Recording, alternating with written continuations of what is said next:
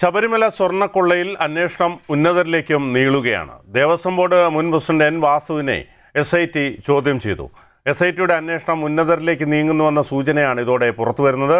അതേസമയം കട്ടിള കടത്തിയ കേസിൽ പ്രതിയായ ഉണ്ണികൃഷ്ണൻ പോറ്റിയുടെ അറസ്റ്റും രേഖപ്പെടുത്തി. ഏതായാലും പോറ്റിയെ മാത്രം പ്രതിക്കൂട്ടിലാക്കി തലയൂരാമെന്ന ചിലരുടെ ശ്രമങ്ങൾക്ക് കനത്ത തിരിച്ചടിയാണ് ഉണ്ടായിരിക്കുന്നത്. പോറ്റിക്കെതിരെ ശക്തമായ തെളിവും സാക്ഷി മൊഴികളും ലഭിച്ചെന്നാണ് SIT പറഞ്ഞത്. പോറ്റി നടത്തിയത് വിശ്വാസവഞ്ചനയെന്നാണ് അന്വേഷണ സംഘം കണ്ടെത്തിയത്. അതിവിശ്വസ്തർ അകത്താകുമോ എന്ന വിഷയമാണ് ഇന്ന് ഡിബേറ്റ് 360 പരിശോധിക്കുന്നത്. ഇന്ന് ഈ ചർച്ചയിൽ എന്നോടൊപ്പം കോൺഗ്രസ് പ്രതിനിധി സേനാപതി വേണു, ഇടതു പ്രതിനിധി വെമ്പായൻ നസീർ, രാഷ്ട്രീയ നിരീക്ഷകൻ B റജി എന്നിവരാണ് അതിഥികൾ. ആദ്യം കോൺഗ്രസ് പ്രതിനിധി സേനാപതി വേണുവിലേക്ക് പോവുകയാണ്. സേനാപതി വേണു, ഇപ്പോൾ കാര്യങ്ങൾ ഉരുത്തിരിഞ്ഞു വരുമ്പോൾ ഇപ്പോൾ തിരുവിതാംകൂർ ദേവസ്വം ബോർഡ് മുൻ പ്രസിഡന്റും മുൻ കമ്മീഷണറുമായ N വാസുവിനെ പ്രത്യേക അന്വേഷണ സംഘം ചോദ്യം ചെയ്തതായുള്ള പുതിയ വിവരങ്ങൾ ലഭിക്കുന്നു. അപ്പോൾ ഇത് ബോർഡിലേക്ക് ഡയറക്റ്റ് എത്തുകയാണ്. അതോടൊപ്പം തന്നെ ഇനി പലരും കുടുങ്ങാനുണ്ടെന്നാണ് മനസ്സിലാക്കാൻ കഴിയുന്നത്. അല്ല, ഇത് N വാസുവിലേക്ക് എത്തും എന്നുള്ള കാര്യത്തിൽ നമുക്ക് ആർക്കും തർക്കമില്ലായിരുന്നു. കാരണം ഈ സുബ്രഹ്മണ്യം പോറ്റി വാസുവിന് അയച്ചു എന്ന് പറയുന്ന ഒരു കത്തുണ്ടല്ലോ. I am Unnikrishan Poti residing in Bangalore. I would like to inform you that I have some gold balances in my hand after finishing the gold work of Shabarimala Sanctum Sanctorium, main door and Dwarapalagas. I would like to use it for a girl's marriage who needs support and genuine in coordination with the Travancore Devaswam Board. Please give you valuable opinion. അതെ, ഇതായിരുന്നല്ലോ chief vigilance and security officer, അതായത് Sunil Kumar VIPS, superintendent of പോലീസിന്റെ റിപ്പോർട്ടിലെ എത്ര പേജിലാണ്? Page 14 ഈ അതായത് ദേവസ്വം ബോർഡിന് കിട്ടിയ ഈ കത്ത്. അതെ, അത് തന്നെ ഹൈക്കോടതിയുടെ ഇടക്കാല ഉത്തരവിൽ ജസ്റ്റിസ്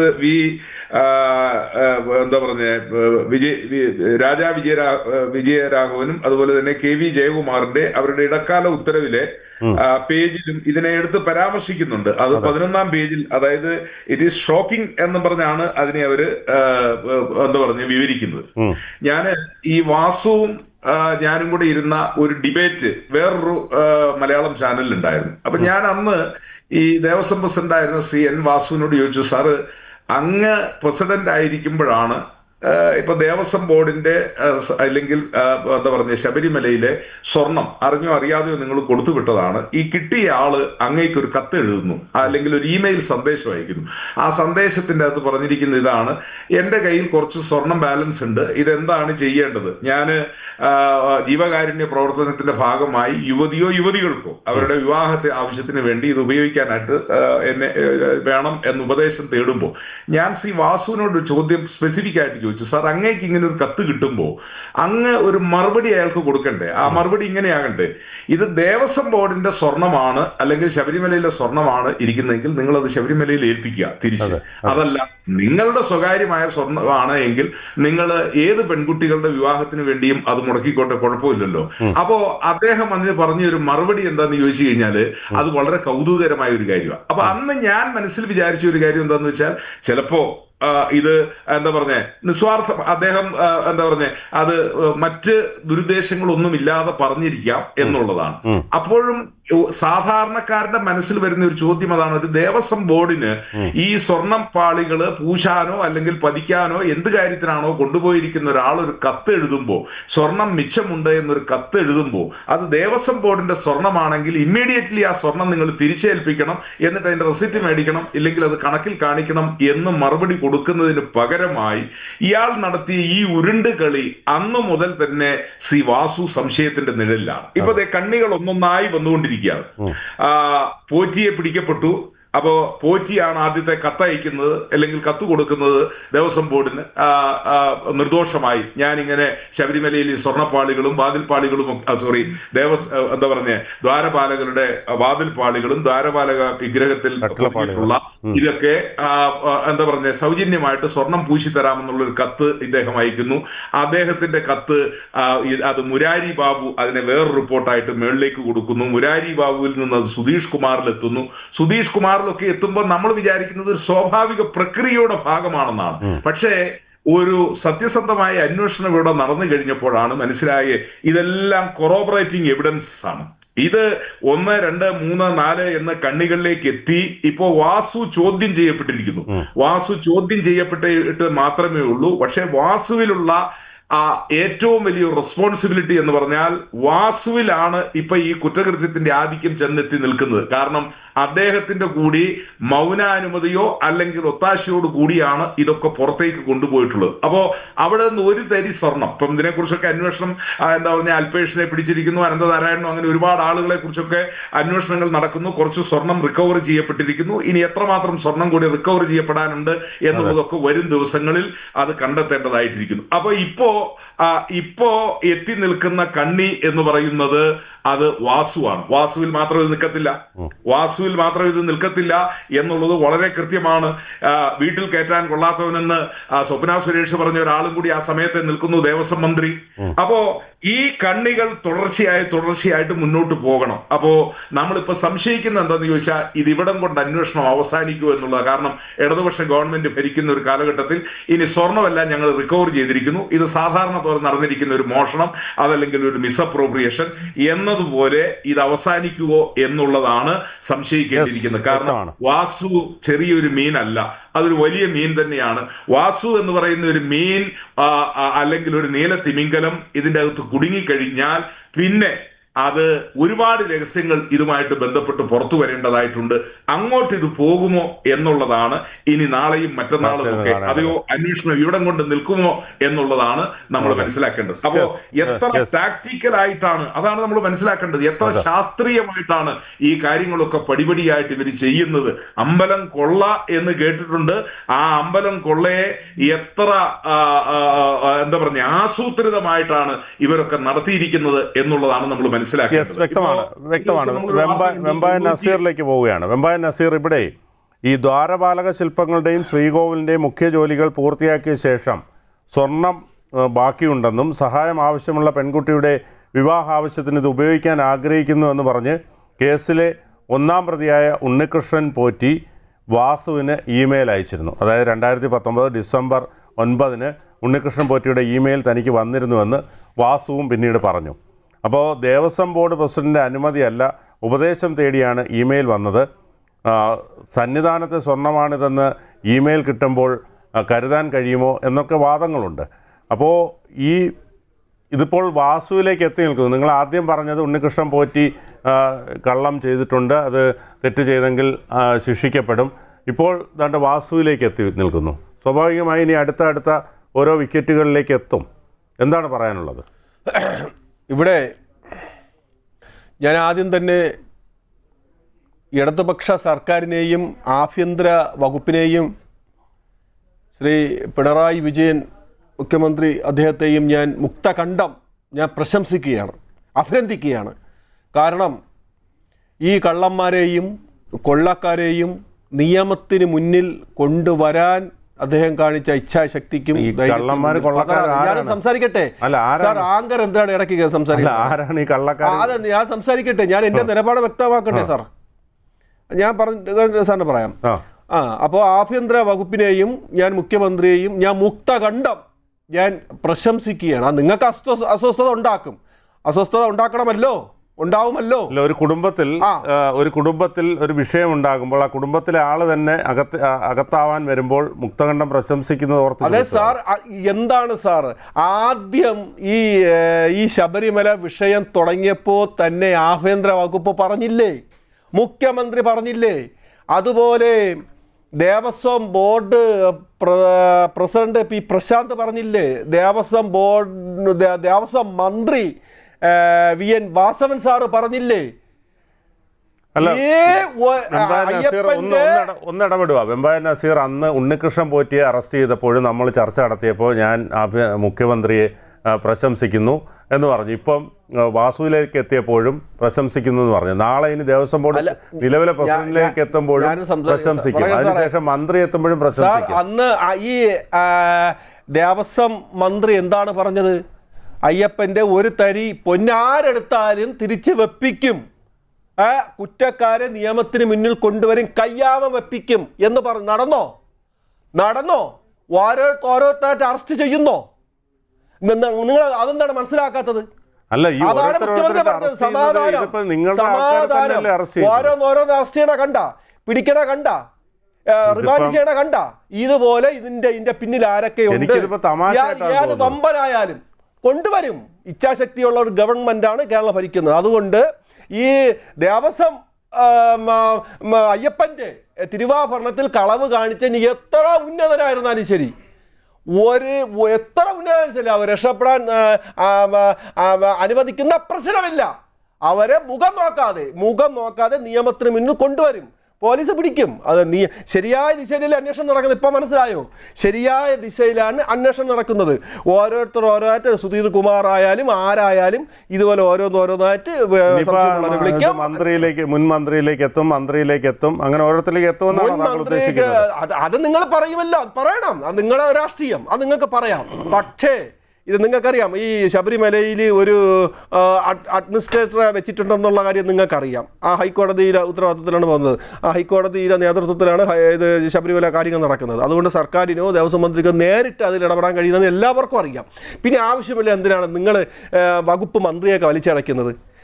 വകുപ്പ് പ്രസിഡന്റ് ഈ പ്രശാന്തിനെയും അതുപോലെ പിന്നെ കോടതിയല്ലേ പറയുന്നത്?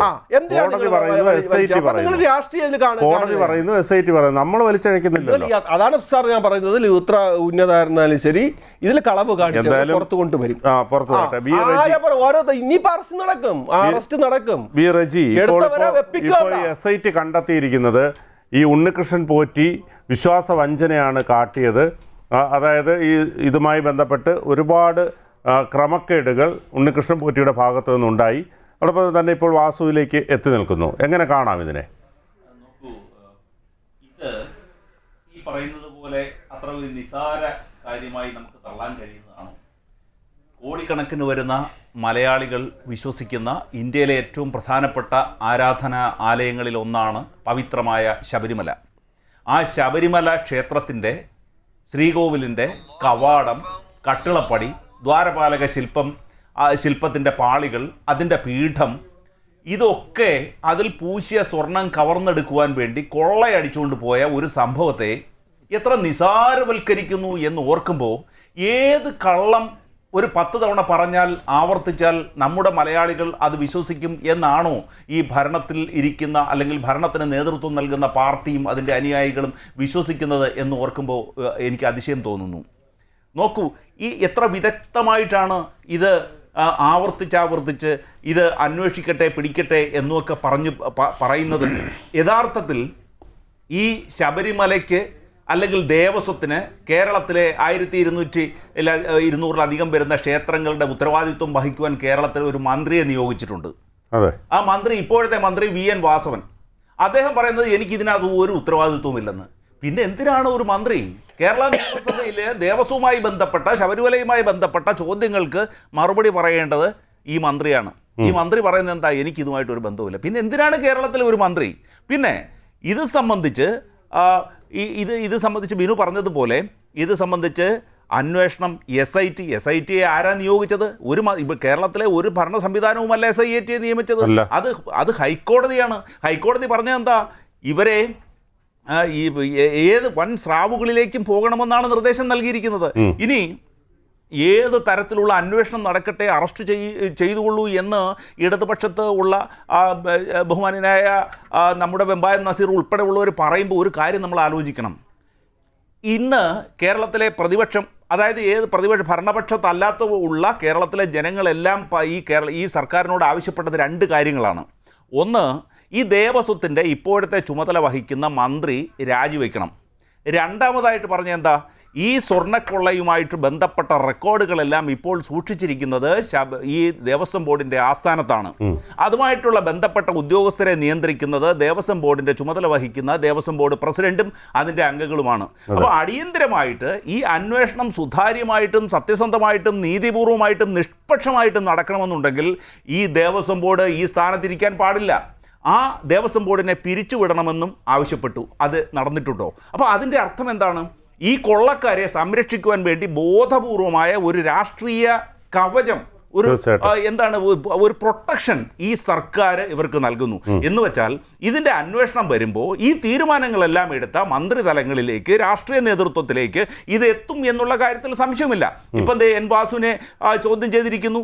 നേരത്തെയുള്ള എക്സിക്യൂട്ടീവ് ഓഫീസർ ഡി സുധീഷിലേക്ക് അന്വേഷണം വന്നിരിക്കുന്നു.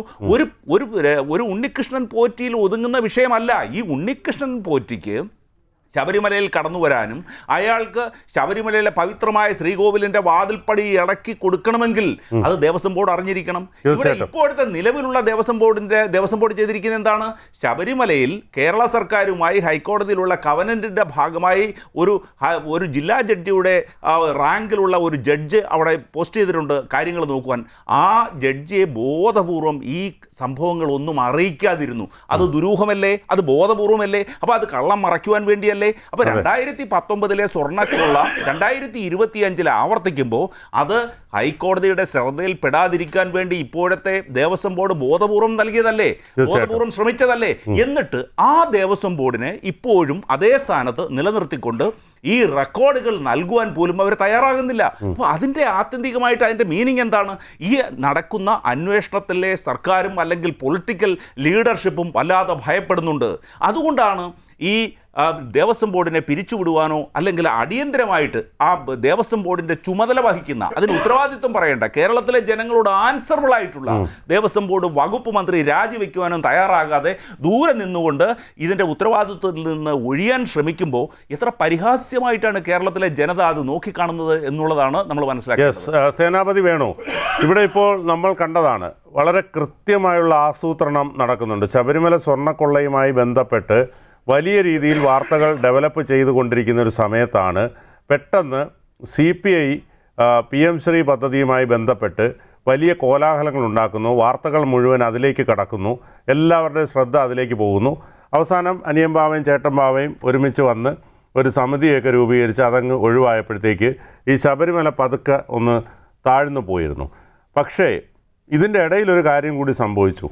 അതായത് ഇപ്പോഴത്തെ നിലവിലെ ദേവസ്വം ബോർഡ് പ്രസിഡൻറ്റ് പ്രശാന്തിൻ്റെ കാലാവധി നീട്ടിക്കൊടുക്കുന്നതുമായി ബന്ധപ്പെട്ടുള്ള കാര്യങ്ങൾ ഇതിൻ്റെ ഇടയിലൂടെ സാധിച്ചെടുക്കാൻ ഇവർക്ക് കഴിഞ്ഞു.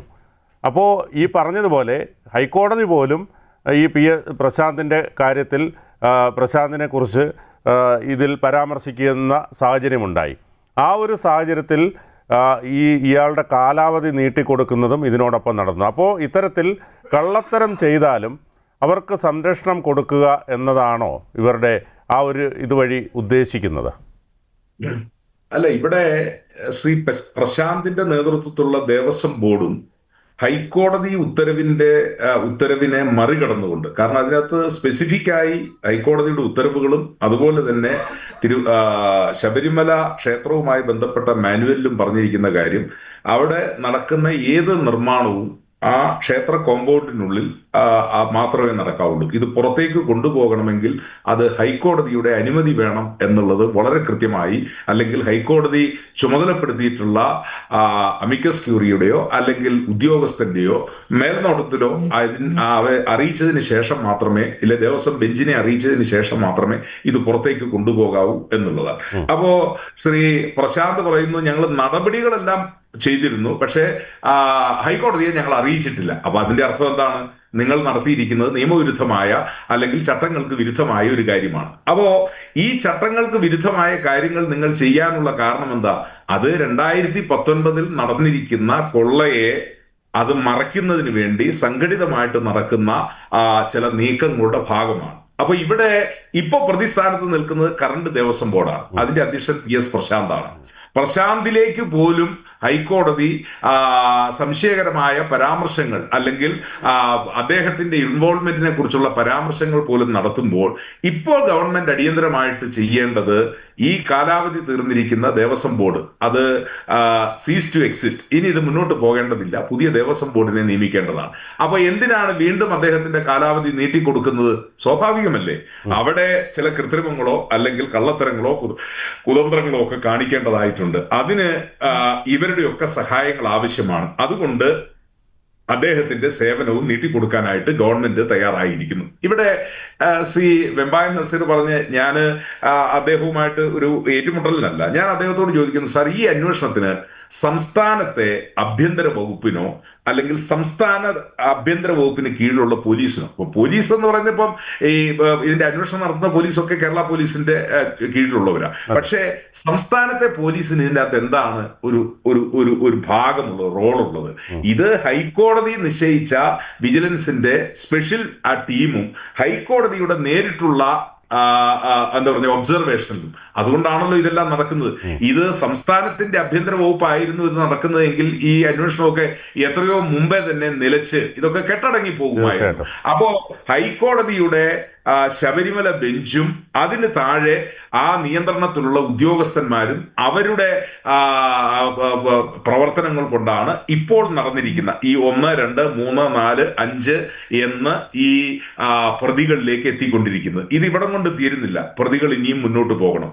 ആ പ്രതികൾ മുന്നോട്ട് പോയി എങ്കിൽ മാത്രമേ ഇത് ഇപ്പൊ ഇവരെല്ലാം സംശയത്തിന്റെ നിഴലിൽ നിൽക്കുകയാണല്ലോ. കാരണം ഇവിടെ റെജി സൂചിപ്പിച്ചതുപോലെ അല്ലെങ്കിൽ ബിനു അങ്ങ് പറഞ്ഞതുപോലെ ഈ എന്താ പറഞ്ഞേ, ഒരിക്കലും അത് പൊളിക്കരുതാത്തത്. ഇനി അത് പൊളിക്കണമെങ്കിലോ ഇല്ലെങ്കിൽ ഈ സ്വർണ്ണപ്പാളികൾ അല്ലെ സ്വർണം പൂശിയതല്ല സ്വർണം പതിപ്പിച്ച പാളികൾ, അതിനൊക്കെ എത്രയോ വ്യവസ്ഥകൾ അവിടെ പറയുന്നു. ഇത് ഏതെങ്കിലും പഴയ കെട്ടിടം മോഹൻലാലിന്റെ സിനിമയിൽ കാണിക്കുന്ന പോലെ ചെന്ന് കഴിഞ്ഞേച്ച് അങ്ങനെ പൊളിച്ചെടുക്കാവുന്ന ഒന്നാണോ? അല്ലല്ലോ. ഇത് പവിത്രമായ ഒരു വിശ്വാസത്തിന്റെ ഭാഗമല്ലേ? ആ വിശ്വാസത്തിന്റെ ഭാഗമായിട്ട് നിൽക്കുമ്പോൾ ആ വിശ്വാസികളുടെ മനസ്സിൽ മുറിവേൽപ്പിക്കുകയും അതോടൊപ്പം തന്നെ ശബരിമലയുടെ പോലും സാധനങ്ങൾ കൊള്ളയടിക്കാൻ കഴിയും എന്നുള്ള ഒരു നിലയിലേക്ക് വന്നു കഴിഞ്ഞാൽ പിന്നെ അവിടുത്തെ വിശ്വാസികളുടെ മനസ്സിലുണ്ടാകുന്ന ഒരു മുറിവ് എത്ര മാത്രമാണ്. അപ്പോ ആദ്യമായി ശബരിമല എന്ന് പറയുന്നത് അത് ഏതെങ്കിലും ഒരു നിർമ്മിതിയല്ല, അത് ഒരു വലിയ സങ്കല്പമാണ്. നൈഷ്ഠിക ബ്രഹ്മചാരിയായ അയ്യപ്പനെ കുറിച്ചുള്ള ഒരു സങ്കല്പമാണ്. അത് പരശുരാമനാൽ സ്ഥാപിക്കപ്പെട്ട ഒരു ക്ഷേത്രമാണെന്നാണ് പറയുന്നത്. 5 ക്ഷേത്രങ്ങളാണ് പരശുരാമൻ സ്ഥാപിച്ചിട്ടുള്ളത്. അതിൽ എന്തിനാണ് ഈ കൊടുങ്കാട്ടിൽ ഈ ക്ഷേത്രം സ്ഥാപിച്ചിട്ടുള്ളത്? ഇപ്പോൾ ബാക്കി 4 ക്ഷേത്രങ്ങളും അത് ജനവാസ കേന്ദ്രങ്ങളില്ല. ഒരു ക്ഷേത്രം അയ്യപ്പൻ കോവിൽ എന്ന പേരിലാണ് അറിയപ്പെടുന്നത്. ഇടുക്കി ജില്ലയിലാണ്. ഇടുക്കി ജലാശയം വന്നു കഴിഞ്ഞപ്പോ അത് വെള്ളത്തിൽ മൂടിപ്പോകാൻ തുടങ്ങുന്ന ഘട്ടം വന്നപ്പോ അന്നത്തെ ഇടുക്കി ജില്ലാ കളക്ടർ, ഞങ്ങളുടെ ആദ്യത്തെ കളക്ടറാണ് അദ്ദേഹത്തിന്റെ ADM ആയിരുന്ന വിജയചന്ദ്രൻ അദ്ദേഹത്തോട് ചോദിച്ചു, ഇങ്ങനെ ഈ അയ്യപ്പൻ കോവിൽ ക്ഷേത്രം മുങ്ങിപ്പോകാൻ തുടങ്ങുകയാണ് ഡാം നിർമ്മിക്കുമ്പോൾ. അപ്പോ ബാബു പോൾ തന്നെ അദ്ദേഹത്തിന്റെ സർവീസ് സ്റ്റോറി കഥ ഇതുവരെ എന്ന് പറയുന്ന ഒരു പുസ്തകത്തിന്റെ അകത്ത് ഒരു അധ്യായം തന്നെ അതിനെക്കുറിച്ചാണ് തുടങ്ങുന്നത്. അദ്ദേഹം പറയുന്നു ഡാമിന്റെ നിർമ്മാണത്തിൽ ഒരുപാട് അന്വർത്ഥങ്ങൾ വരുന്നത് മുന്നോട്ട് പോകുന്നില്ല. അപ്പോൾ വിജയചന്ദ്രൻ ADM-നോട് ചോദിച്ചു എന്താ ഇതിന്റെ മാർഗം. അപ്പൊ ADM ഞാനതിന്റെ ഇപ്പൊ നമുക്കതിന്റെ സാന്നിധ്യത്തെ കുറിച്ചൊന്നും വിശ്വസിക്കാൻ പറ്റുന്നില്ല, പ്രശ്നം നടത്തുകയോ എന്തോ ഒക്കെ ചെയ്തു. അപ്പൊ പറഞ്ഞു ആ ക്ഷേത്രം ഇപ്പൊ മുങ്ങുന്നിടത്തുനിന്ന് മാറ്റാം. അത് മാറ്റി സ്നേഹിതരെ ഇപ്പൊ നിങ്ങൾ ഇടുക്കിയിൽ നിന്ന് കോട്ടയത്ത് നിന്ന് കട്ടപ്പനയ്ക്ക് വരികയാണെങ്കിൽ അയ്യപ്പൻ കോവിൽ ക്ഷേത്രം ഇരിക്കുന്നത് സ്വരാജ് എന്ന് പറയുന്ന സ്ഥലത്താണ്. അത് വെള്ളത്തിൽ മുങ്ങിപ്പോകുന്നതായതുകൊണ്ട് അത് അവിടെ നിന്ന് മാറ്റി പുനഃപ്രതിഷ്ഠിച്ചിരിക്കുന്നു. അപ്പൊ ഞാൻ പറഞ്ഞു വന്നത് എന്താണെന്ന് ചോദിച്ചാൽ അവിടുത്തെ അയ്യപ്പ പ്രതിഷ്ഠ എന്ന് പറയുന്നത് അയ്യപ്പനും അയ്യപ്പനോടൊപ്പം 2 ദേവികമാരും പൂർണ്ണ എന്നും പുഷ്കല എന്നും പറയുന്ന 2 ദേവികമാരോടൊപ്പമാണ്. പിന്നെ അയ്യപ്പൻ കോവിലിന്റെ ക്ഷേത്രം, അതുപോലെ തന്നെ അച്ഛൻ കോവിൽ ക്ഷേത്രം, പിന്നെ ശബരിമല ക്ഷേത്രം, ആര്യങ്കാവ് ക്ഷേത്രം, ഇങ്ങനെ 5 ക്ഷേത്രങ്ങളാണ് എന്താ പറഞ്ഞ ഈ പരശുരാമനാൽ സ്ഥാപിക്കപ്പെട്ടത്. അപ്പൊ ബാക്കി 4 എല്ലാവർക്കും പ്രവേശനമുള്ള ക്ഷേത്രമാണ്, ഒരു വിലക്കുകളും ഇല്ല. ഈ ഒരു ക്ഷേത്രം എന്തുകൊണ്ടാണ് ഈ കൊടുങ്കാട്ടിന്റെ അകത്ത് സ്ഥിതി ചെയ്യുന്നത് എന്ന് ചോദിച്ചാൽ അയ്യപ്പൻ നൈഷ്ഠിക ബ്രഹ്മചാരിയാണ്. അപ്പോ ആ വിശ്വാസമാണ് വിശ്വാസികളുടെ. ആ നൈഷ്ഠിക ബ്രഹ്മചാരിയായ അയ്യപ്പനെ കാണാൻ 41 ദിവസം വ്രതമെടുത്തു പോകുന്ന അയ്യപ്പ വിശ്വാസികൾ ഇങ്ങനെ എന്താ പറഞ്ഞ് കല്ലും മുള്ളും ചവിട്ടി ചെല്ലുന്ന ഈ ക്ഷേത്രത്തിലെ സ്വർണ്ണപ്പാളിയൊക്കെ ഈ കാട്ടുകള്ളന്മാർക്ക് പൊളിച്ചുകൊണ്ട് പോകാവുന്ന ഒന്നാണ് എങ്കിൽ പിന്നെ അവിടെ വിശ്വാസികൾക്ക് അവരുടെ മനസ്സിലേക്കുന്ന മുറിവ് എത്ര വലുതായിരിക്കും ബിനും. അതുകൊണ്ട് ഇവിടെ ഉണ്ടായിരിക്കുന്നത് എന്ന് പറയുന്നത് കേവലം ഒരു മിസ്അപ്രോപ്രിയേഷൻ അല്ല, മറിച്ച് ഒരു വിശ്വാസ സമൂഹത്തെ അവരെ മുഴുവൻ വഞ്ചിച്ചുകൊണ്ടാണ് ഈ കാട്ടുകള്ളന്മാര് ഈ കൊള്ള നടത്തിയിരിക്കുന്നത്. ഈ കൊള്ളയ്ക്ക് ദേവസ്വം ബോർഡ് കൂട്ടുനിന്നിരിക്കുന്നു. അന്നത്തെ ഇടതുപക്ഷ ഗവൺമെന്റിന് ഇതിന് എന്താ പറഞ്ഞ ധാർമ്മികമായ ഉത്തരവാദിത്വമുണ്ട്.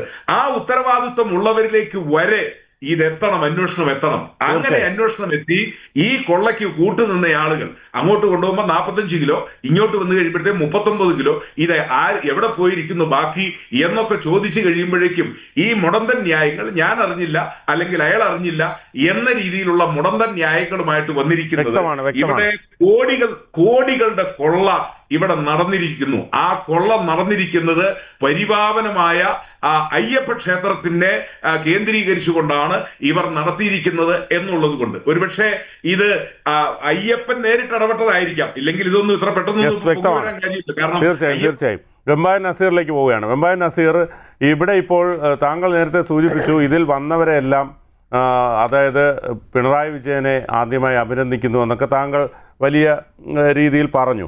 പക്ഷേ ഇതിപ്പോൾ പിണറായി വിജയൻ്റെ പോലീസല്ല ഇതൊന്നും കണ്ടെത്തുന്നത്. ഇത് ഹൈക്കോടതി നിയോഗിച്ച SIT സംഘമാണ്. അതോടൊപ്പം തന്നെ 2019 കാലഘട്ടത്തിൽ ഈ N വാസുവും ബൈജു ആയിരുന്നു തിരുവാഭരണ കമ്മീഷണർമാർ, A പത്മകുമാർ ആയിരുന്നു ദേവസ്വം ബോർഡ് പ്രസിഡൻറ്റ്. സ്വാഭാവികമായും ഇത്തരം സംഭവങ്ങൾ നടക്കുമ്പോൾ നമുക്കറിയാമല്ലോ, പ്രത്യേകിച്ച് പിണറായി സർക്കാർ ഒരു ഇല അനങ്ങണമെങ്കിൽ പോലും പിണറായി അറിഞ്ഞാൽ മാത്രമേ ഇപ്പോഴത്തെ ഭരണത്തിൽ സംഭവിക്കൂ. അപ്പോൾ ഇത്രയധികം കാട്ടുകൊള്ള നടന്നിട്ടും ഇതൊന്നും അറിഞ്ഞില്ല എന്ന് പറയുമ്പോൾ അത് അരിയാഹാരം കഴിക്കുന്നവർ വിശ്വസിക്കുമോ?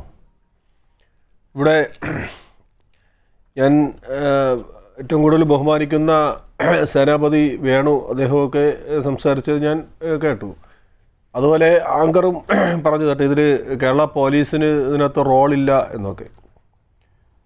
അത് നമ്മളത് അന്വേഷണം, കേരള പോലീസിനും അന്വേഷണത്തിന് റോളുണ്ട്. സംസ്ഥാന പോലീസിനെയും സംസ്ഥാന ആഭ്യന്തര വകുപ്പിനെയും നിന്ന് മാറ്റി നിർത്തിക്കൊണ്ട് ഇത് ശരിയായ ദിശയിലേക്ക് അന്വേഷിക്കാൻ കൊണ്ടുപോകുന്നു എന്ന് തോന്നുന്നില്ല. കാര്യം രാഷ്ട്രപതി ഭരണമൊന്നും അല്ലല്ലോ കേരളത്തിൽ നടക്കുന്നത്, പട്ടാള ഭരണവും അല്ല. അതുകൊണ്ടാണ് ഈ സ്വർണം പോയത് അറിഞ്ഞില്ലെന്ന് പറയുമ്പോൾ നമുക്ക് ഒരു വിശ്വാസക്കുറവ് പോലെ തോന്നുന്നു. കേൾക്കുന്നവർ അത് പുച്ചി തള്ളും. കാരണം എന്ന് പറയുന്നത് രാഷ്ട്രപതി ഭരണമാണെങ്കിൽ സ്റ്റേറ്റ് ഗവൺമെന്റിനോ സ്റ്റേറ്റ് പോലീസിനോ അതുപോലെ ഇടപെടാൻ കഴിയില്ല എന്ന് പറഞ്ഞാൽ ഓക്കെ, വാദം ഞാൻ അംഗീകരിക്കാം. അതുപോലെ പിന്നെ പട്ടാള ഭരണമാണെങ്കിലും അങ്ങനെ പറയാം. ഇത് സ്റ്റേറ്റ് പോലീസിനും ആഭ്യന്തര വകുപ്പിനൊക്കെ ഇതിനകത്ത് റോളുണ്ട്. ഇവിടെ ഞാൻ അതിലേക്ക് വരാം. അതിനു മുമ്പായി ഈ കാലാവധി നീട്ടിക്കൊടുത്ത കാര്യം ഇവിടെ സൂചിപ്പിച്ചു. ഈ കാലാവധി ഇപ്പോഴത്തെ ദേവസ്വം ബോർഡ് പ്രസിഡന്റ് P. പ്രശാന്തിന് അദ്ദേഹത്തിന് ഇനിയും ഇത് നീട്ടിക്കൊടുത്തു പ്രസിഡന്റ് സ്ഥാനം. അതിൽ നിന്ന് തന്നെ തെളിവ് വന്നല്ലോ സുതാര്യമാണ് നടക്കുന്നത്. അദ്ദേഹത്തിൻ്റെ ഭാഗത്ത് എന്തെങ്കിലും തെറ്റുകുറ്റം ഉണ്ടായിരുന്നെങ്കിൽ അദ്ദേഹം നീട്ടിക്കൊടുക്കുമോ? UDF സർക്കാരാണെങ്കിൽ നീട്ടിക്കൊടുക്കുമോ? അല്ല, മാറ്റി നിർത്തും. പക്ഷെ അദ്ദേഹത്തിന് ഞാൻ സംസാരിക്കും, അദ്ദേഹത്തിന് P. പ്രശാന്തിന് നീട്ടിക്കൊടുത്തത് എന്താണ്? P. പ്രശാന്തിന്റെ കൈകൾ ശുദ്ധമാണ്. അദ്ദേഹം ഒരു അഴിമതിയും ചെയ്തിട്ടില്ല. അദ്ദേഹം കോടതി എന്തിനാണ് പറഞ്ഞത്? അതുകൊണ്ടാണ് എന്താണ്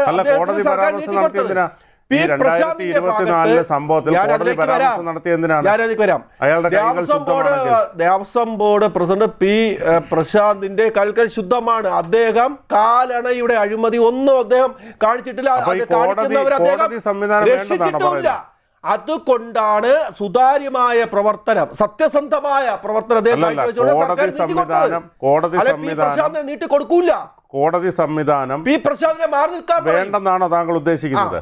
കോടതി സംവിധാനം, കോടതിയാണ് പറഞ്ഞത് PS പ്രശാന്തിന്റെ പങ്ക് എന്താണ്? കോടതി എന്ത് പറഞ്ഞു? കോടതി 2024 ഇതുമായി ബന്ധപ്പെട്ടുള്ള സംഭവത്തിൽ പ്രശാന്ത് ഇടപെട്ടു എന്ന് പറഞ്ഞത് കോടതിയാണ്. കോടതി നിരീക്ഷണമാണ്. റജി അത് ഒന്ന് പറയാം. ഈ P. പ്രശാന്ത് എന്താണ് ചാർജ് എടുത്തതെന്ന് സാറിന് അറിയാമോ? എത്ര വർഷം? ആങ്കർ ഒന്ന് പറയണം. പുള്ളി ഈ പ്രസിഡന്റ് ചാർജ് എടുത്തിട്ട് എത്ര നാളാവും? ചാർജ് എടുത്തത് ഇപ്പൊ കഴിഞ്ഞ ചാർജ് എടുത്തിട്ട് എത്ര നാളാവും സാർ? അല്ല, ചാർജ് എടുത്തതിന് ശേഷമുള്ള കാര്യമാണ് കോടതി പരാമർശിച്ചത്. ഇത് എല്ലാവർക്കും അറിയാന്നുള്ള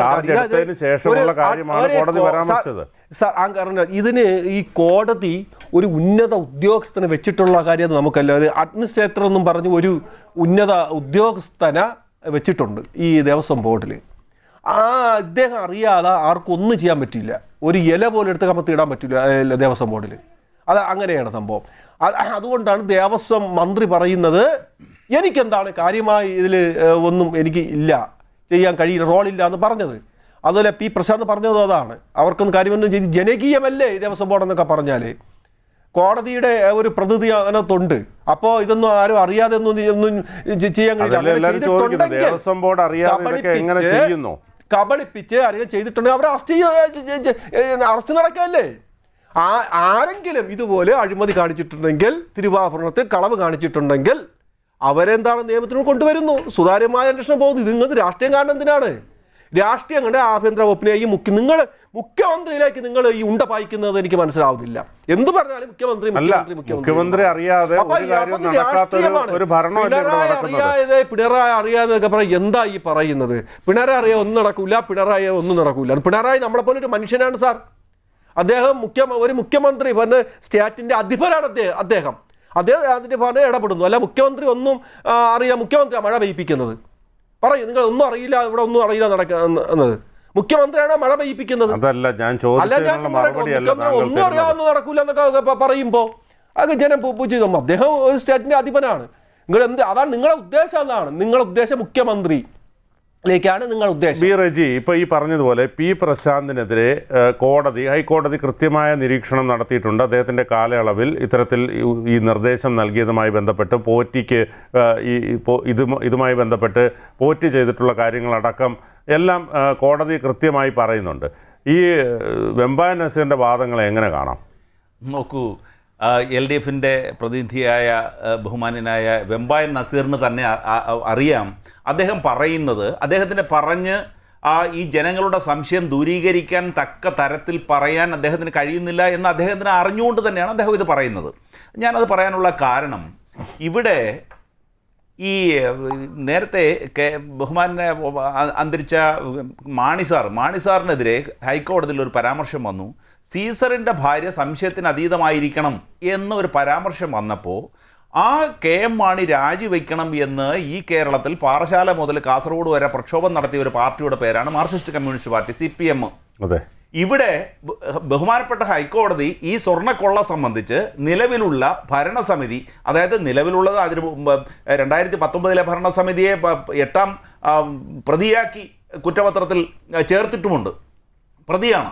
അപ്പോൾ ഈ ഭരണസമിതി ഇതിൽ പങ്കുണ്ടെന്നും ഇത് ഹൈക്കോടതി അല്ലെങ്കിൽ ജഡ്ജിയെ അറിയിക്കാതെ ഈ സ്വർണം ശബരിമല സന്നിധാനത്ത് നിന്ന് വിദൂരത്തേക്ക് കൊണ്ടുപോയത് വലിയ വീഴ്ചയാണെന്ന് പരാമർശിക്കുകയും ഇപ്പോഴത്തെ ദേവസ്വം ബോർഡ് പരാമർശിക്കുകയും അങ്ങനെ പറയുമ്പോൾ മുമ്പാകെ തങ്ങൾ തെറ്റുകാരല്ല എന്ന് കാണുന്നതിന്റെ ഉത്തരവാദിത്വത്തിൽ നിന്ന്, അതായത് ദേവസ്വം ആരെയാണോ ചുമതലപ്പെടുത്തി പരാമർശിക്കുമ്പോൾ ആ ഉത്തരവാദിത്വം ഏറ്റുകൊണ്ട്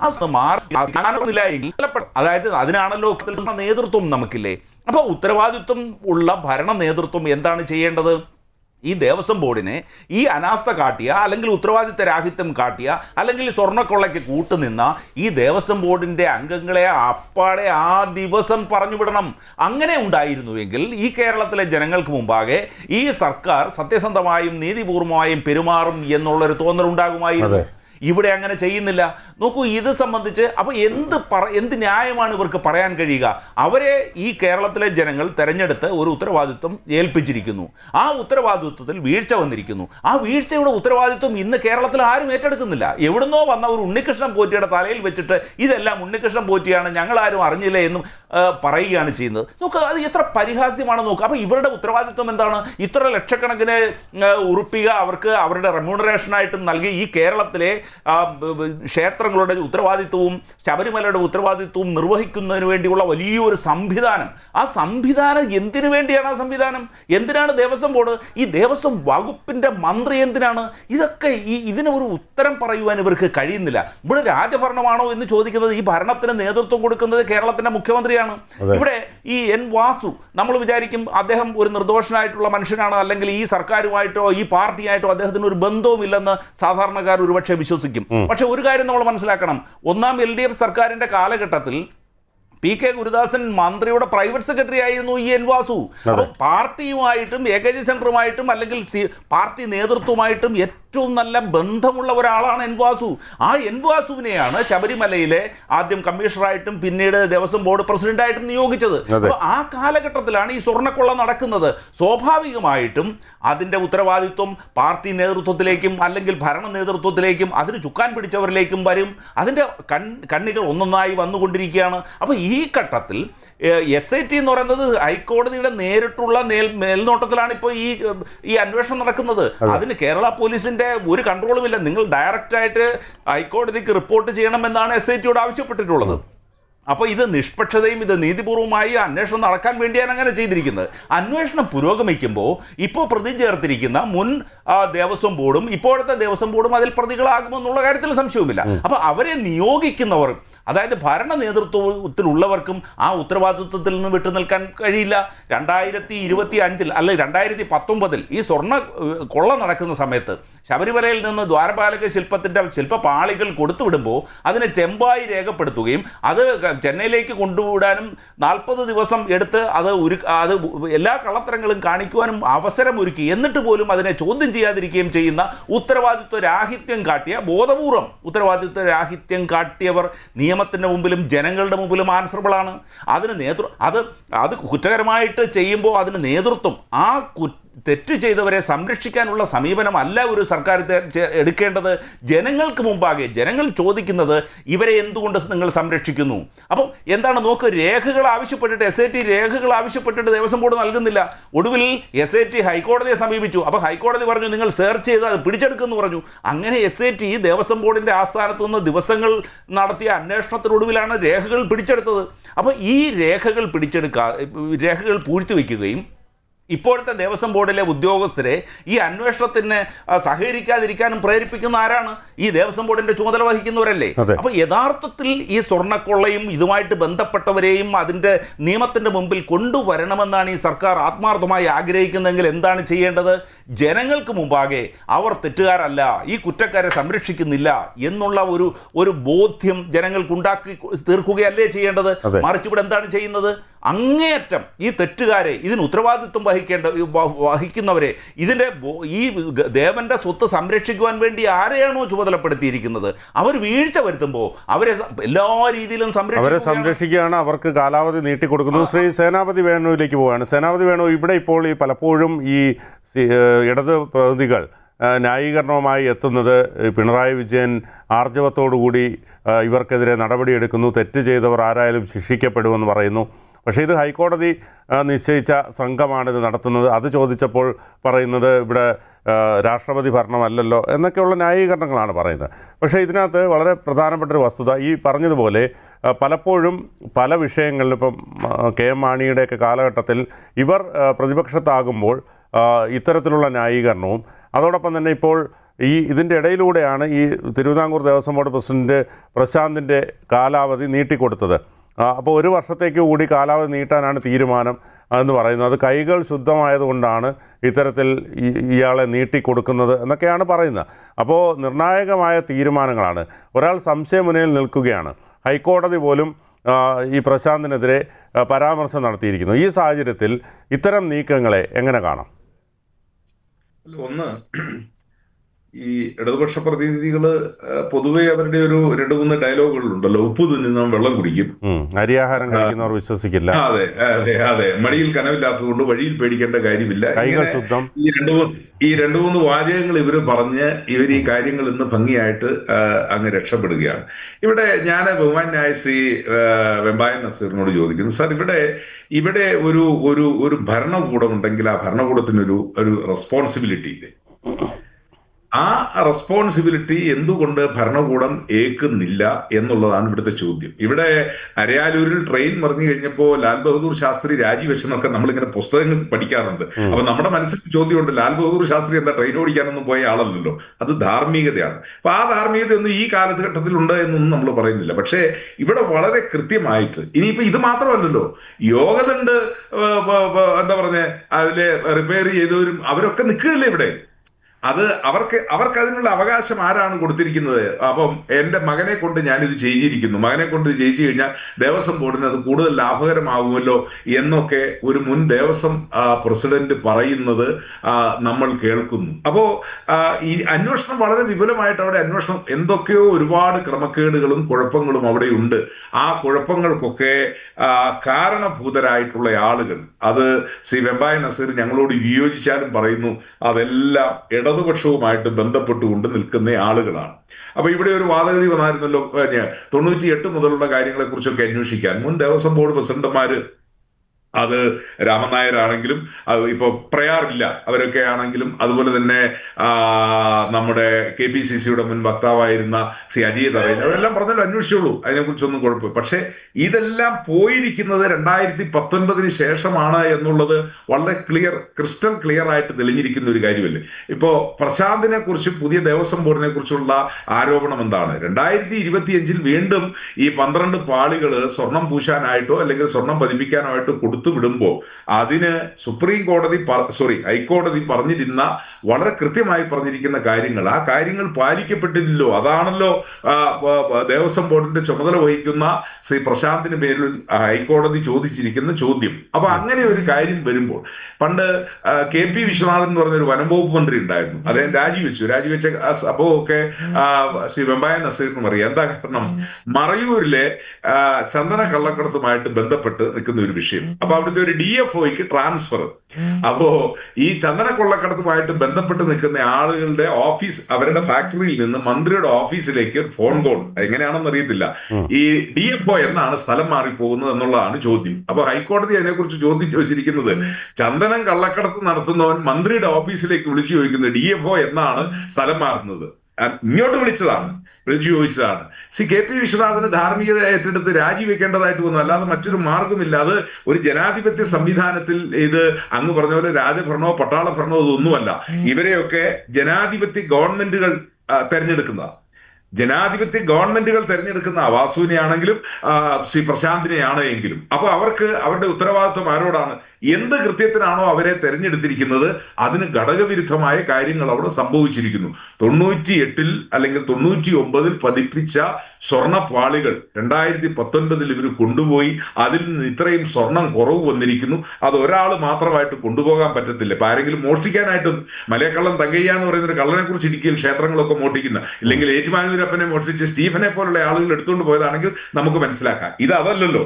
ഇത് നിയമവാഴ്ചയെ മുഴുവൻ വെല്ലുവിളിച്ചുകൊണ്ട് ആരെയാണോ ഇത് സംരക്ഷിക്കാൻ ഏൽപ്പിച്ചിരിക്കുന്നത് ആ ആളുകൾ വളരെ കൃത്രിമമായി ബോധപൂർവമായി, കാരണം അവിടെ മഹസർ എഴുതിയ, നമ്മളിത് മുൻ ചർച്ചകളിൽ പറഞ്ഞതാണ്, എഴുതി വെച്ച മഹസറിൽ ഒപ്പിട്ടിരിക്കുന്ന ചില ആളുകളുടെ പേരെ എഴുതിയിട്ടുള്ളൂ, അവർ ഒപ്പിട്ടിട്ടില്ല. അതിന്റെ കാരണം എന്താ? ഇതെല്ലാം കൃത്രിമമായിട്ടുണ്ടാക്കി അത് മുകളിലേക്ക് പോയി ഈ സ്വർണം മുഴുവൻ അടിച്ചു മാറ്റി എന്നുള്ള കാര്യത്തിൽ ആർക്കും തർക്കമില്ല. അപ്പൊ അത് വീണ്ടെടുക്കപ്പെടണം. അത് വീണ്ടെടുക്കുന്നതോടൊപ്പം ഇപ്പോ ഒരു ട്രഷറിക്ക് കാവൽ നിൽക്കുന്ന പോലീസുകാരൻ ഉറങ്ങുമ്പോൾ ട്രഷറി കൊള്ളയടിക്കപ്പെട്ടു പോയി എങ്കിൽ ആ കാവലിൽ നിന്ന് പോലീസുകാരനും അവനും പണിഷ് ചെയ്യപ്പെടണമല്ലോ, കാരണം അവനെ ഉത്തരവാദിത്വം ഏൽപ്പിച്ചതാണ്. അല്ലെങ്കിൽ ബാങ്ക് കൊള്ളയടിക്കപ്പെടുമ്പോൾ ബാങ്കിലെ സെക്യൂരിറ്റി ഉറങ്ങി, അല്ലെങ്കിൽ അവൻ ഭക്ഷണം കഴിക്കാൻ പോയപ്പോഴാണെങ്കിൽ അത് ആദ്യത്തെ ലൈബിലിറ്റി വരുന്നത് അവന്റെ പേരിലാണ്. അപ്പൊ ഇവിടെ ലൈബിലിറ്റി ഇപ്പൊ ആരുടെ പേരിലാണ്? ഇതാരെയാണ് ചുമതലപ്പെടുത്തിയിരുന്നത്? ആ ചുമതലപ്പെടുത്തിയ ആളുകളെ ആദ്യം പോറ്റി കബളിപ്പിക്കുന്നത്. അത് പോറ്റി ഒറ്റയ്ക്ക് വന്നല്ല, ഇവരെല്ലാവരും കൂടെ കൂട്ടിച്ചേർന്നുകൊണ്ട്. അപ്പോൾ പോറ്റിയിൽ നിന്ന് വന്ന് സുധീഷ് കുമാറിലെത്തി.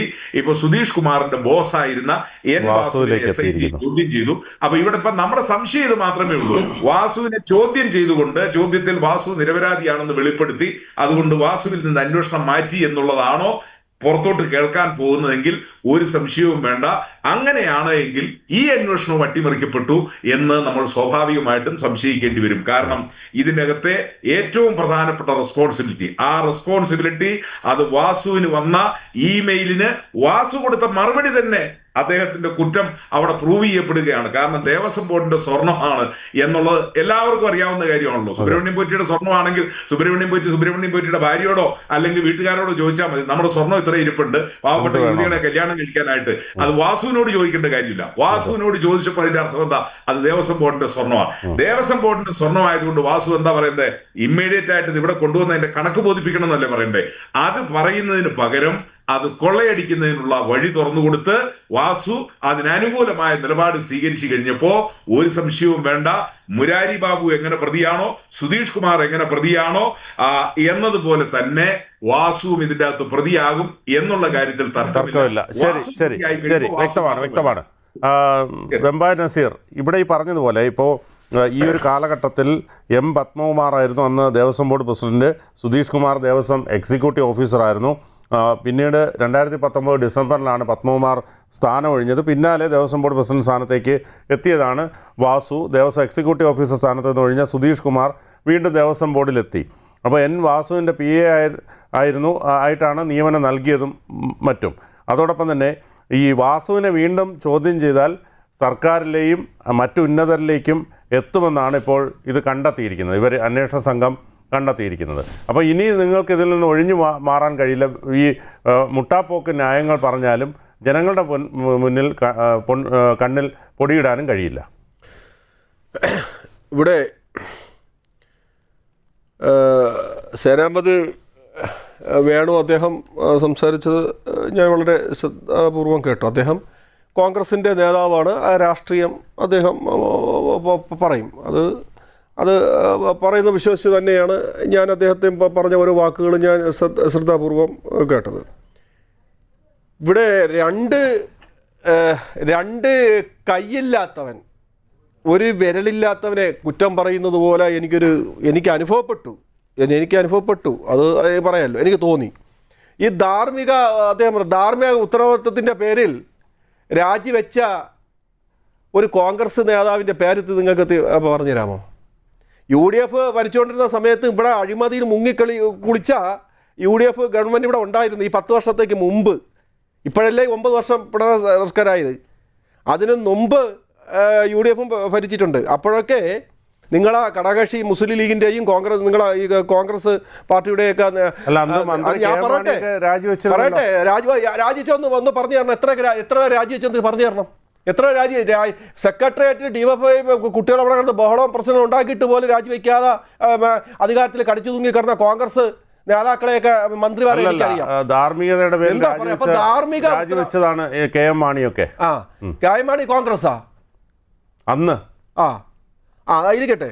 അപ്പോ ഇപ്പോഴല്ലേ ഇതിനകത്ത് അപ്പൊ അല്ലെ ധാർമ്മിക ഉത്തരവാദിത്വത്തിന്റെ പേരിൽ നിങ്ങൾ അഴിമതിയിൽ മുങ്ങിക്കൊളിച്ച് എത്ര ഈ UDF മന്ത്രിമാരുടെ പേരിൽ എത്ര അഴിമതി ആരോപണങ്ങളാണ് ഓരോ ദിവസവും ദിനംപ്രതി പുറത്തു കൊണ്ടുവന്നത്. ദേശാഭിമാനി പത്രമൊന്നുമല്ലല്ലോ പുറത്തു കൊണ്ടുവന്നത്. അപ്പൊ എന്നിട്ട് യാതെങ്കിലും കോൺഗ്രസ് മന്ത്രിമാരെ സമ്മതിക്കുന്നു, ഇത് ചെയ്തത് സമ്മതിക്കുന്നു അല്ലേ? മനസ്സിലായി. ധാർമ്മിക ഉത്തരവാദിത്വം അതാണ് നിങ്ങൾ വളച്ചൊടിക്കണ്ട. അതാണ് ഞാൻ ആദ്യമേ ഞാൻ പറഞ്ഞത്. അത് നിങ്ങളെ വ്യാഖ്യാനം. രണ്ട് കൈയില്ലാത്തവൻ ഒരു വിരലില്ലാത്തവരെ രണ്ട് കൈയില്ലാത്തവൻ ഒരു വിരലില്ലാത്തവൻ അങ്ങനെ പറയണ്ട. അത് ഇത്തരം ചർച്ചകളിൽ അത് ഞാനൊരു ഉദാഹരണം പറഞ്ഞത്. കാരണം ഈ പിണറായി ഗവൺമെന്റ് 100% സത്യസന്ധമാണ് നേരെന്ന് ഞാൻ പറയുന്നില്ല. ചെറിയ പാളിച്ചകളും ചെറിയ അതുകൊണ്ടാണ് അവരെ എന്താണ് അറസ്റ്റ് ചെയ്യുന്നത്. നിങ്ങൾ UDF ഭരിക്കുന്ന സമയത്ത് എന്തെല്ലാം പ്രശ്നം ഉണ്ടായിട്ടുണ്ട്. അപ്പൊ പ്രശ്നം കാണിക്കുന്നവരെ സാർ നമ്മൾ ഈ പോലീസ് സേനയുടെ കാര്യം പറയുമ്പോൾ പോലീസ് 2-3 പുഴുക്കുത്തുകൾ പോലീസ് കാണും. നിങ്ങൾക്കും അറിയാം അത് UDF ഭരിക്കുമ്പോഴും LDF ഭരിക്കുമ്പോഴും ഉണ്ടാവും എന്ന് പറഞ്ഞാൽ ഏത് വകുപ്പിലായാലും ഏത് ബോർഡിലായാലും ഈ പുഴുക്കുത്ത് ചില അഴിമതിക്കാരും ഉണ്ടാവും. അവരെ ഓരോ ദിവസം ഞാൻ അതിലേക്ക് വരാം. ഈ സുധീർ കുമാർ ഇപ്പൊ അറസ്റ്റ് ചെയ്തപ്പോൾ നിങ്ങൾ പൊട്ടിച്ചിരിക്കുകയും നിങ്ങൾ പറയുക ഈ സുധീർ കുമാർ INTUC ആയിട്ട് എന്താണ് ബന്ധം? സാർ ഒന്ന് ഗൂഗിളിൽ അടിച്ചു നോക്കണം. ഈ സുധീഷ് കുമാർ INTUC കോൺഗ്രസ് ആയിട്ട് എന്താണ് ബന്ധം? അത് അന്വേഷിക്കണ്ടേ സാർ? ഈ ഉണ്ണിപ്പോറ്റ് എന്തിനാണ് ഡൽഹിക്ക് പോയത്? ഇനിയിപ്പോ നിങ്ങൾ ഓരോ ഫോട്ടോ ഒക്കെ എടുത്തോണ്ട് വരും. ഈ ഉണ്ണിപ്പോറ്റ് എന്തിനാണ് ഡൽഹിക്ക് പോയത്? ഡൽഹി മാത്രമല്ല പോയത്, പല സംസ്ഥാനങ്ങളിലും അദ്ദേഹം പോയി. ഉണ്ണികൃഷ്ണൻ പോറ്റി കോൺഗ്രസ് നേതാക്കളായിട്ട് എന്താണ് ബന്ധം? നിങ്ങളിപ്പോ പറയുന്നത് ഒരു ഫോട്ടോ എടുത്തിപ്പോ പൊതുപ്രവർത്തകരാകുമ്പോൾ ഒരുപാട് ഫോട്ടോ ഒക്കെ ഉണ്ണികൃഷ്ണൻ പോറ്റിക്ക് കോൺഗ്രസ് നേതാക്കളെ എന്താണ് ഒരു ഇതും ഒരു ആരോപണവും അങ്ങനെ സതീശൻ പ്രതിപക്ഷ നേതാവായിട്ട് അങ്ങനെ ഒരു ആരോപണവും വന്നിട്ടില്ല. അത് അന്വേഷിക്കണ്ടേ? ഞാൻ പത്രമാധ്യമങ്ങള് സോഷ്യൽ മീഡിയയിൽ ഞാൻ കണ്ടതാണ്. തെളിവ് എവിടെ തെളിവെന്ന് എനിക്ക് തരാനില്ല. പക്ഷേ ഉണ്ണികൃഷ്ണൻ പോറ്റി എത്ര തവണയാണ് സാർ ഡൽഹിക്ക് പോയത്? ഉണ്ണികൃഷ്ണൻ പോറ്റിക്ക് മുഖ്യമന്ത്രി പിണറായി വിജയനുമായും ഉന്നതരായ നിങ്ങളുടെ ഉന്നതരെ കോൺഗ്രസ് നേതാക്കളുമായി കൂടിക്കാഴ്ച നടത്തിയത് ബന്ധമുള്ളത് നിങ്ങൾ എന്താണ് നിഷേധിക്കാത്തത്? ആർക്ക് വേണ്ടി ഉണ്ണി പോറ്റി ഡൽഹിയിൽ പോയി ചർച്ച? ആർക്ക് വേണ്ടി? എന്തിനു വേണ്ടി? അല്ല, ഈ ഉണ്ണികൃഷ്ണൻ പോറ്റിയെ മാത്രം മറയാക്കിക്കൊണ്ട് നിങ്ങൾ രക്ഷപ്പെടാമെന്നല്ലേ കരുതിയത്? സാർ, ഈ സുധീഷ് കുമാർ കോൺഗ്രസ് നേതാക്കളായിട്ട് എന്താ ബന്ധം സാർ? അല്ല ഇതെല്ലാം ഞാൻ ചോദിച്ചത് ഇത്രയേ ഉള്ളൂ. ഞാൻ ചോദിച്ചത് ഇത്രയേ ഉള്ളൂ. ഇപ്പൊ കോൺഗ്രസ് നേതാക്കളുമായി എന്ത് ബന്ധം പറഞ്ഞാൽ കോൺഗ്രസ് ഇപ്പൊ ഭരിക്കുന്നില്ല, ദേവസ്വം ബോർഡിന്റെ ചുമതല കോൺഗ്രസിൽ ആർക്കുമില്ല. ചിലപ്പോ അവർ തമ്മിൽ പരസ്പരം അറിയാവുന്നതുകൊണ്ട് ഒരു ഫോട്ടോ എടുത്തിട്ടുണ്ടാവും. ഇപ്പൊ ഭരിക്കുന്നില്ലെങ്കിൽ ഇപ്പൊ ഇല്ലേ? അല്ലല്ല, ഈ പറഞ്ഞത് ഇപ്പൊ ഈ ദേവസ്വം ബോർഡ് അറിയാതെ അല്ലെങ്കിൽ ദേവസ്വം ബോർഡ് മന്ത്രി അറിയാതെ ഇത്രയും വലിയ കൊടും കൊള്ള നടന്നതിനെ എങ്ങനെ ന്യായീകരിക്കാൻ കഴിയും? അതിനിപ്പോ INTUC ബന്ധം കോൺഗ്രസ് ബന്ധം എന്ന് പറഞ്ഞിട്ട് എന്ത് കാര്യം? സാർ ഇത് NSSും SNDP ഒക്കെ ഇടതുപക്ഷത്തിന് ഈ പിന്തുണ പ്രഖ്യാപിച്ച മുതൽ നിങ്ങൾക്ക് കുരുപൊട്ടി തുടങ്ങിയതാണ് സാർ. അതുകൊണ്ട് ശബരിമലയിൽ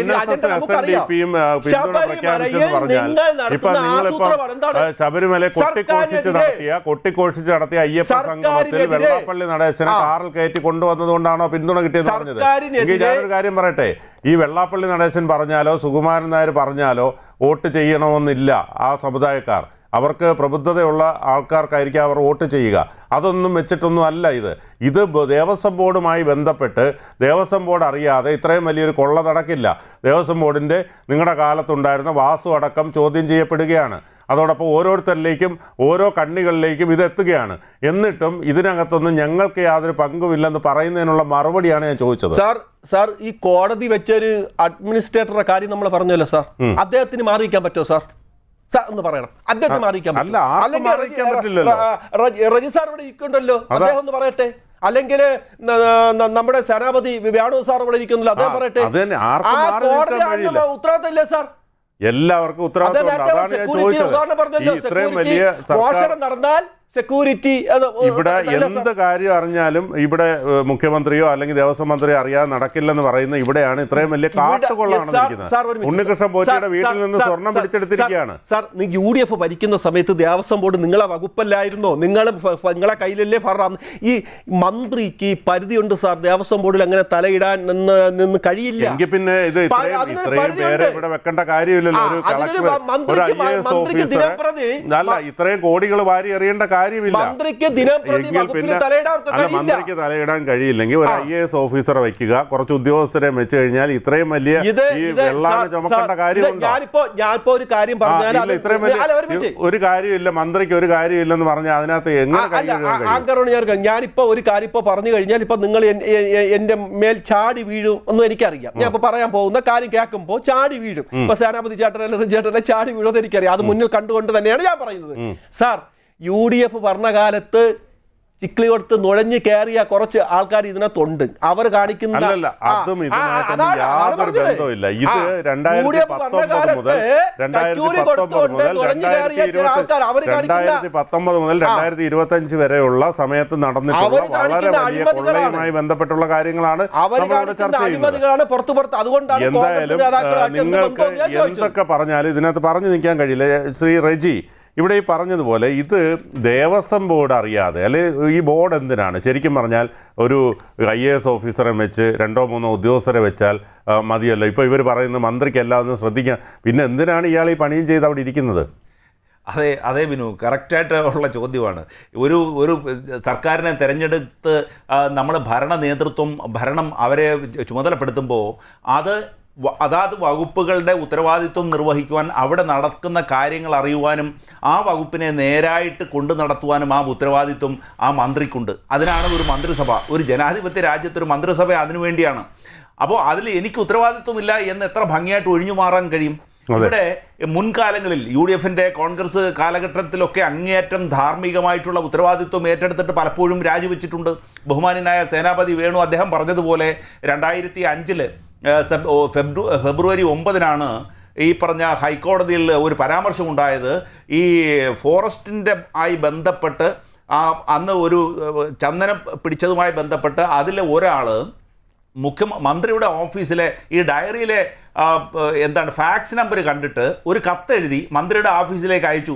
ഞങ്ങൾക്ക് ഇതിനകത്ത് ബന്ധമൊന്നുമില്ല എന്നങ്ങാണ്ട് ചോദിച്ചിട്ട് ഈ ഫാക്സ് സന്ദേശം കോടതിയിൽ ഹാജരാക്കി എതിർക്കുന്നവർ. അപ്പോൾ അവർ പറഞ്ഞു, ഇതേ മന്ത്രിയുടെ ഓഫീസിലേക്ക് ഒരു ഫാക്സ് സന്ദേശം അയച്ചിരിക്കുന്നു, ഇവർക്ക് മന്ത്രിയുടെ ഓഫീസുമായിട്ട് ബന്ധമുണ്ടെന്ന്. പാവം അന്നത്തെ KP വിശ്വനാഥൻ മന്ത്രിക്ക് ഇതുമായിട്ട് ഒരു ബന്ധവുമില്ലായിരുന്നു. അപ്പോൾ ഹൈക്കോടതി ഇത്തരത്തിലൊരു പരാമർശം നടത്തിയപ്പോൾ അദ്ദേഹം എന്ത് ചെയ്തു? ആ പദവിയിൽ നിന്ന് രാജിവെച്ചു. അതുപോലെ എത്രയോ ഘട്ടങ്ങളിൽ രാജിവെച്ചു. അതുപോലെ ധാർമ്മികമായിട്ട് ഇത്തരത്തിലുള്ള രാജിക്ക് വേണ്ടി മുറവിളി കൂട്ടുന്നവരല്ലേ ഈ ഇടതുപക്ഷം. പിന്നെ ഇപ്പോൾ ഇതിൻ്റെ ഉത്തരവാദിത്വം ഏറ്റെടുക്കാൻ വയ്യാതെ എന്തെങ്കിലുമൊക്കെ മുട്ടാപ്പോക്ക് ന്യായം പറഞ്ഞുകൊണ്ട് ഞങ്ങളിതൊന്നും കണ്ടില്ലേ കേട്ടില്ലേ എന്ന് പറയുമ്പോൾ സ്വാഭാവികമായിട്ട് കേരളത്തിലെ ജനങ്ങൾ ചോദിക്കുന്നത് പിന്നെ എന്തിനാണ് ഇരിക്കുന്നത്? ഇനിയുള്ള കാലങ്ങളിലും കൂടി നിങ്ങൾക്ക് തന്നെ അധികാരത്തിൽ ഇരുന്നാൽ ഇനി അതിൻ്റെ മേളിലുള്ള കഴുകോലും കൂടെ എടുത്തുകൊണ്ട് പോയി നിങ്ങൾ കൊണ്ടുപോയി വിൽക്കത്തില്ലേ എന്നൊരു സംശയം ന്യായമായിട്ട് ചോദിക്കും. പിന്നെ ഇവിടെ ചോദിച്ച മറ്റൊരു കാര്യം, അത് കോൺഗ്രസ് ബന്ധം ആരോപിക്കുമ്പോൾ ഈ ക്യാപ്സ്യൂൾ ഉണ്ടാക്കുന്നവർ മനസ്സിലാക്കേണ്ട ഒരു കാര്യം, ഇവിടെ മുൻകാലങ്ങളിലെ എല്ലാ ഇടതുപക്ഷ നേതാക്കന്മാരും കോൺഗ്രസിൽപ്പെട്ടവരായിരുന്നു. EMS നമ്പൂതിരിപ്പാട് അദ്ദേഹം ആദ്യം കോൺഗ്രസ് പ്രവർത്തനമായിട്ടല്ലേ രംഗത്ത് വന്നത്. അപ്പോൾ എത്രയോ പേര് എല്ലാം കോൺഗ്രസിൻ്റെ ഭാഗമായി. അതിനുശേഷമാണ് 1925 കമ്മ്യൂണിസ്റ്റ് പാർട്ടി ഉണ്ടായത്. അപ്പോൾ അതിനു മുമ്പുള്ളവരൊക്കെ തന്നെ കോൺഗ്രസിൻ്റെ ഭാഗമായിരുന്നു. അപ്പോൾ അങ്ങനെയൊക്കെ പറഞ്ഞുകൊണ്ട് അത് ഏതോ കോൺഗ്രസിൻ്റെ പാർട്ടിക്കാരായിരുന്നു, അല്ലെങ്കിൽ അവർ കൈക്കൂലി കൊടുത്ത് കയറി അപ്പോൾ എന്നൊക്കെ പറയുമ്പോൾ ഇതിന് ഒരു എന്താണ് ഒരു വ്യക്തത ഇല്ലായ്മയാണ് ഇവിടെ കാണുന്നത്. അപ്പോൾ ഇവിടെ എന്താ ചെയ്യുന്നത്? ഈ കുറ്റക്കാരെ, ഈ കൊള്ളക്കാരെ സംരക്ഷിക്കുവാനുള്ള ബോധപൂർവമായ തീരുമാനം രാഷ്ട്രീയ നേതൃത്വം സ്വീകരിച്ചിട്ടുണ്ട്. കാരണം ഇതിനകത്ത് ഉൾപ്പെട്ടിട്ടുള്ളത് ആരാണ്? ഒന്നാം പിണറായി സർക്കാരിൻ്റെ കാലഘട്ടത്തിലുള്ള ദേവസ്വം വകുപ്പ്. നോക്കൂ, അന്ന് ബഹുമാന്യനായ ഏറ്റവും കേരളത്തിൽ ആദരണീയനായ PWD മിനിസ്റ്ററായിരുന്ന ശ്രീ G. സുധാകരൻ, അദ്ദേഹം അഴിമതി രഹിതനും അങ്ങേറ്റത്തെ ഒരു നല്ല ഭരണാധികാരിയുമായിരുന്നു. അദ്ദേഹം അദ്ദേഹം ദേവസ്വം ബോർഡിന്റെ ഭരണം നിർവഹിക്കുന്ന സമയത്ത് ഒരു തരത്തിലുള്ള അഴിമതിയും ആ കാലഘട്ടത്തിൽ ഉണ്ടായിട്ടില്ല. ആരും അഴിമതി കാട്ടുവാൻ ധൈര്യപ്പെടില്ലായിരുന്നു അദ്ദേഹത്തിന്റെ കാലഘട്ടത്തിൽ. അപ്പോൾ അതിനുശേഷം അത് ഈ എന്താണ് അതിൻ്റെ ഉന്നത നേതൃത്വത്തിൽ ഇരിക്കുന്നവർക്ക് അത് ഹിതകരമായി തോന്നാത്തത് കൊണ്ടാണ് അദ്ദേഹത്തെ ദേവസ്വം ബോർഡിന്റെ ചുമതലയിൽ നിന്ന് അദ്ദേഹത്തെ ഒഴിവാക്കിയത്. അതിനുശേഷം പാർട്ടിക്ക് താല്പര്യമുള്ളവർക്ക് ചുമതല നൽകി. അപ്പോൾ ഈ പാർട്ടിക്ക് ചുമതല നൽകിയവർ ഈ കൊള്ള അനുവദിച്ചു, അല്ലെങ്കിൽ കൊള്ള ചെയ്യുവാനായിട്ട് അവരെ പ്രേരിപ്പിച്ചു. അതിൻ്റെ വിഹിതം ഒരുപക്ഷെ അവർക്ക് കിട്ടിയിട്ടുണ്ടാവും. ഇനി അങ്ങനെയില്ല എങ്കിൽ ഈ ഇത്തരത്തിൽ ഈ 9ാം പ്രതിസ്ഥാനത്ത് ചേർത്തിരിക്കുകയാണ് ദേവസ്വം ബോർഡിനെ. അപ്പോൾ ഈ കുറ്റം ചെയ്തവരെ സംരക്ഷിക്കുന്ന സമീപനമല്ലേ സ്വീകരിക്കുന്നത്? ഇതിന് ഉത്തരവാദിത്വം വഹിക്കേണ്ടതല്ലേ? കേരളത്തിലെ ജനങ്ങളോട് ഇത് ഉത്തരവാദിത്വം പറയേണ്ടത് ആരാണ്? ഉണ്ണികൃഷ്ണൻ പോറ്റിയാണോ കേരളത്തിലെ ജനങ്ങളോട് ഉത്തരവാദിത്വം പറയേണ്ടത്? ഈ ഉണ്ണികൃഷ്ണൻ പോറ്റി അവിടെ കൊണ്ടുവന്നതും അവിടെ നിയമവിരുദ്ധമായിട്ട് ശബരിമല സ്വർണം പുറത്തേക്ക് കൊണ്ടുപോകാൻ അനുവദിച്ചതും അത് 40 ദിവസമായിട്ടും അതിനെ സംബന്ധിച്ചൊരു ചോദ്യം ചോദിക്കാതിരുന്നതും ഒക്കെ ആരുടെ കുറ്റമാണ്? ഇനി അതിനേക്കാൾ ഏറ്റവും വലിയ രസമുള്ള സംഭവമല്ലേ 5 കിലോ സ്വർണം കവാടത്തിൽ നിന്നും കട്ടളപ്പടിയിൽ നിന്നും നഷ്ടപ്പെട്ടു എങ്കിലും അതിൻ്റെ വിവരം ദേവസ്വം ബോർഡിന് അറിവുണ്ടായിരുന്നിട്ടും 2025 വീണ്ടും അതേ സ്ഥാനങ്ങൾ തന്നെ, അതേ കട്ടളപ്പടിയും അതിൻ്റെ പാളികളും ഈ ദ്വാരപാലക ശില്പത്തിൻ്റെ പാളികളും ഒക്കെ വീണ്ടും കൊടുത്തയച്ചിരിക്കുക ല്ലേ, വീണ്ടും മോഷ്ടിക്കാൻ. അപ്പൊ ഇനി ഒരു അവസരം കിട്ടിയാൽ വീണ്ടും അതിൽ അവർ മുതിരില്ല എന്നുള്ളത് എന്താണ്? എങ്ങനെയോ ഒക്കെ പുറത്ത് വന്നതുകൊണ്ട് മാത്രം അറിഞ്ഞു, അല്ലെങ്കിൽ ആരും അറിയാതെ പോയത്. ബഹുമാനായ സേനാപതി അദ്ദേഹം പറഞ്ഞ പോലെ ഇത് ഭഗവാന്റെ ഒരു ഇടപെടലാണ്, ഇടപെടലാണ്.